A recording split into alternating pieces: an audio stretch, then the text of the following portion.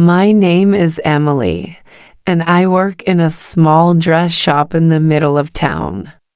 From the outside, the shop looks ordinary. A glass window with two mannequins, a gold sign above the door, and a bell that rings softly when a customer walks in. But inside, it feels like another world. Rolls of fabric in every color line the walls: deep blue satin, soft pink chiffon, silver lace that sparkles when the light touches it.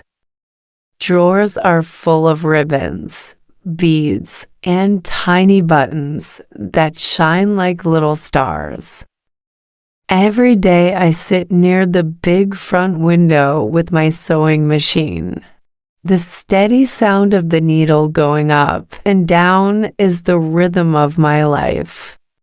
I repair ripped seams, add zippers, shorten hems, or make a dress fit tighter. From morning to evening, my hands touch silk, velvet, and lace.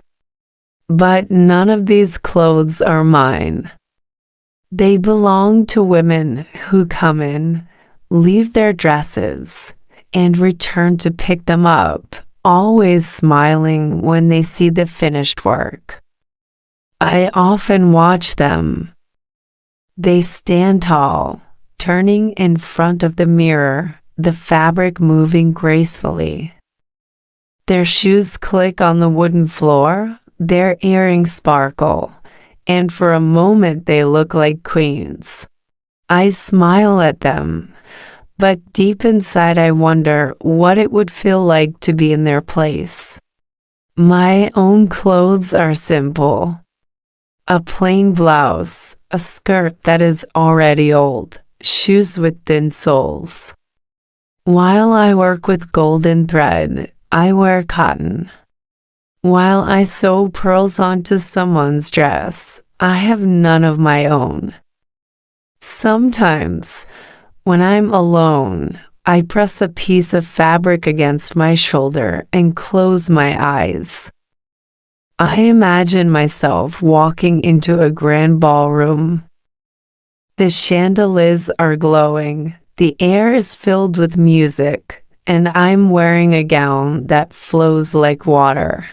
I spin, I dance, I feel free. And then I open my eyes and see only the scraps of thread on the floor. One cold afternoon in November, our boss, Mrs. Parker, came into the shop with exciting news.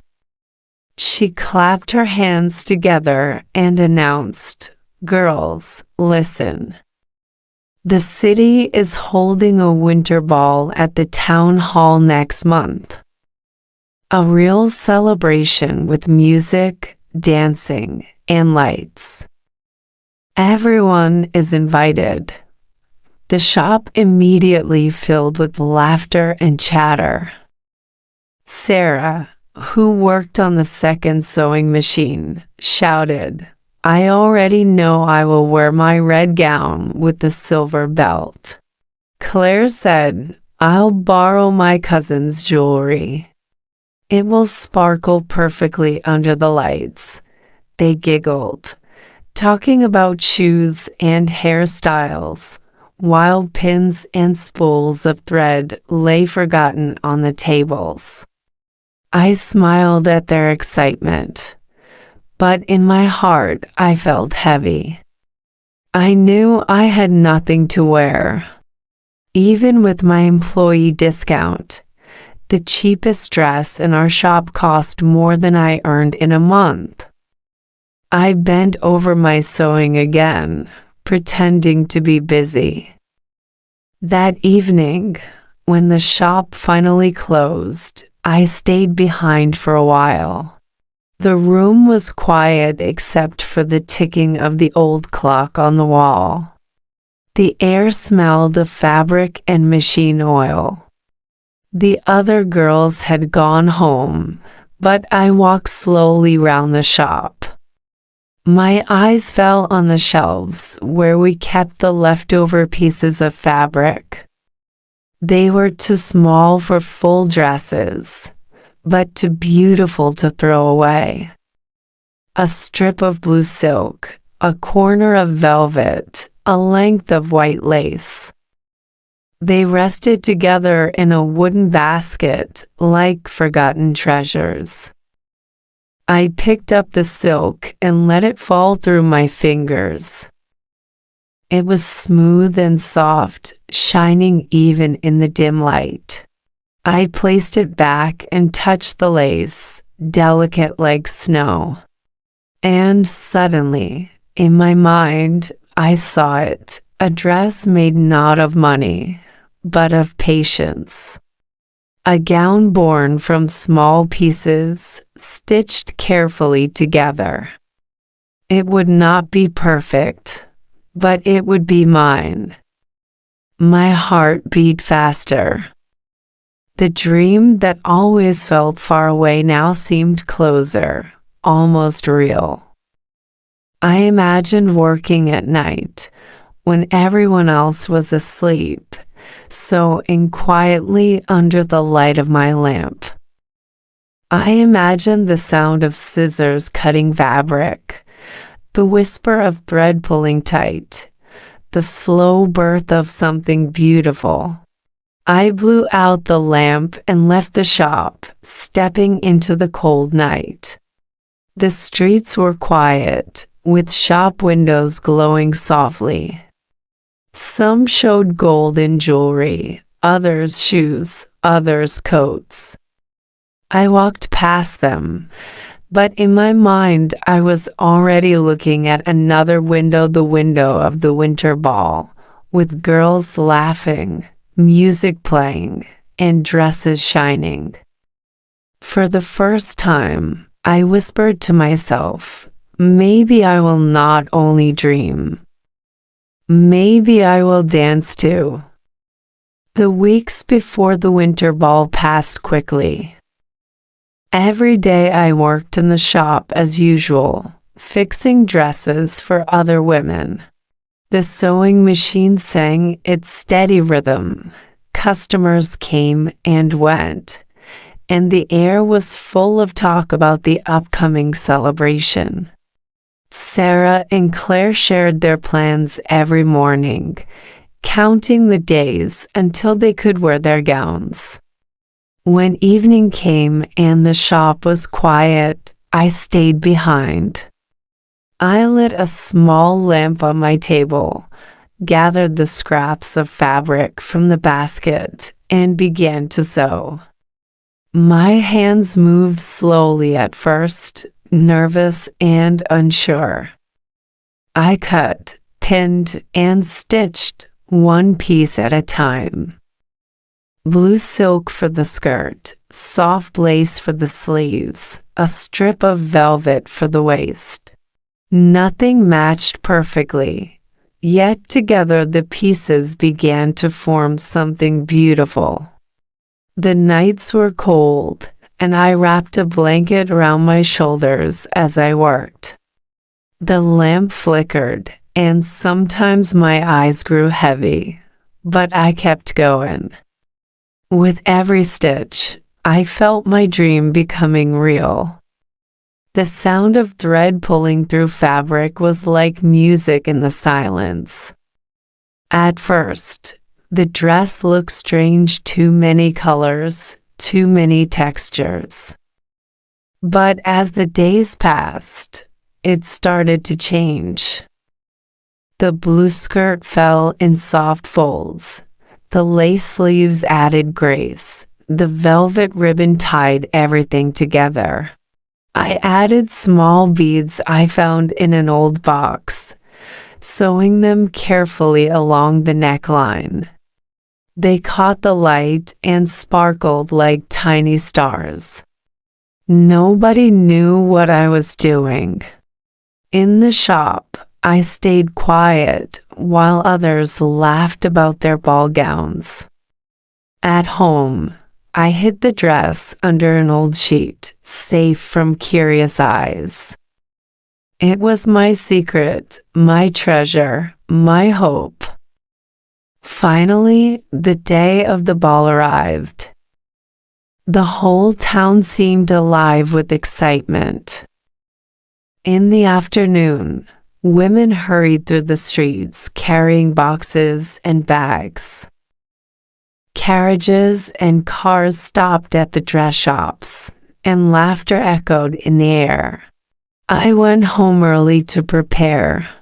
My hands trembled as I pulled the dress from its hiding place.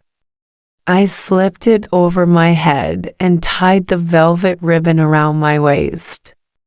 For a moment, I did not recognize the girl in the mirror.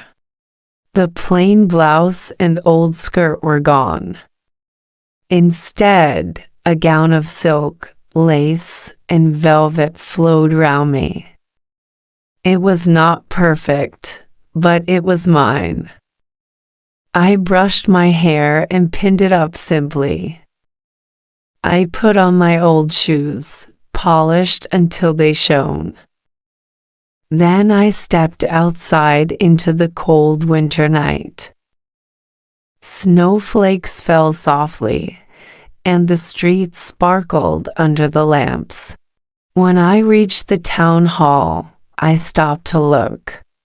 The tall building glowed with light, and the sound of music drifted through the open doors.